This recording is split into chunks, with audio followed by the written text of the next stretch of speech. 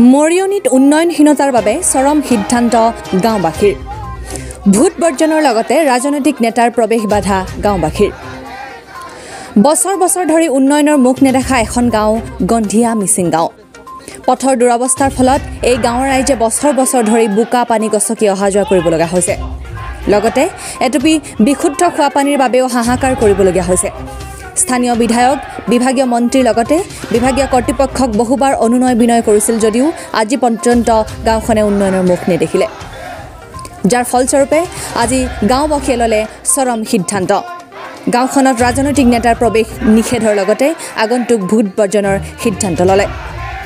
অন্যহাতে এই গাঁৱৰ সৰহসংখ্যক লোকে বিজেপিৰ সমৰ্থক যদিও উপায়ন্তৰ হৈ এই সিদ্ধান্ত ল'বলৈ বাধ্য বুলি জানিবলৈ দিয়ে।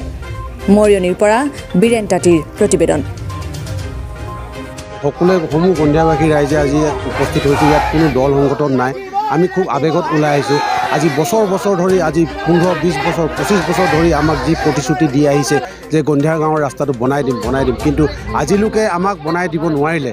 সেই প্ৰতিশ্ৰুতিত সিহঁতে আমাক গুৰুত্বহীন কৰিলে। সেই গুৰুত্বহীনত আমি ইয়াত গোটেই গাঁওখন যিটো মানে ভুগি আছোঁ। গতিকে আমি ভাবোঁ ইয়াত আমি ভোট দি পিনি আমি কি কৰিব বিচাৰিছোঁ।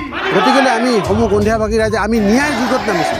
আমি ইয়াত কাৰো স্বাৰ্থৰ যুঁজত আমি নমানে। আমাক ন্যায় লাগে, আমাক ৰাস্তা লাগে, আমাক পদূলি লাগে, আমাক পানী যোগান লাগে। আমাৰ এইবোৰ গাঁওখনত একোৱেই নাই। গতিকে আমি এই আপোনালোকৰ যোগেদি মুখ্যমন্ত্ৰী মহোদয়ক আমি জনাব বিচাৰিছোঁ যে আমাৰ এইখন গাঁৱৰ পৰাই আমাৰ ACS, IPS, প্ৰশাসনিক বিষয়া আৰু ডক্টৰ ইঞ্জিনিয়াৰ ওলাইছে। বোকা পানীয়ে গছকিয়ে আমি ইয়াত ইমানবোৰ মানুহ এটা ডাঙৰ মানুহবোৰ সৃষ্টি হৈছে। গতিকে আপুনি আমালৈ এবাৰ চকু মেলি চাওক, আমাৰ ৰাস্তাটো বনাওক। আমি কিন্তু এইবাৰ ন্যায় যুঁজত আমি ভোট বৰ্জন কৰিম বুলি সকলো গন্ধিয়াবাসী ৰাইজে আমি থিৰাং কৰিছোঁ। যদি আগন্তুক দিনতো যদি আমাৰ ৰাস্তাটো বনাই নিদিয়ে আমি বিধানসভাতো আমি এই অংশগ্ৰহণ কৰিম বুলি আমি মাৰ বান্ধি থিয় হৈছোঁ।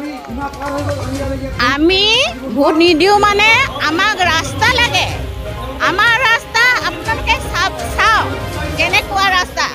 আমি মেখেলা দাঙি পানী তুলিবলগীয়া হয়। কুঁৱাৰ পানী তুলি আমাৰ গা বিষাই গৈছে।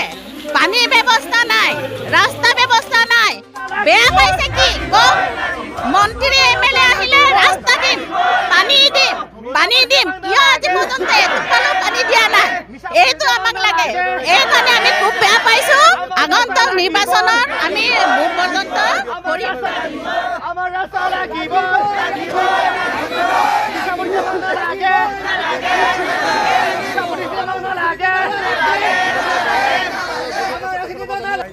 আজি একত্ৰিত হৈ আমাৰ প্ৰত্যেক নিৰ্বাচনতে প্ৰত্যেক কথাতে